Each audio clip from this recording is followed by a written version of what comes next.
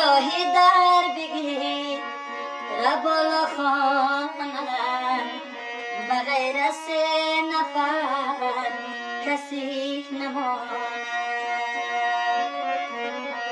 اول یارم دوم قاصد یارم دیگش بر حال زار من بگیر. اول یارم دوم قاصد یارم دیگش بر حال زار من بگیر. دیگش بر حال زار من بگیر. و دشت و کوسه را من اسیرم چو مجنون با لبه هر فقیرم.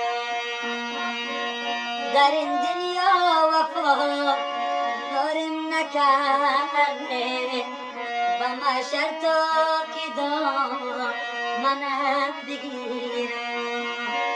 و ما شرطا که دام منت بگیرم.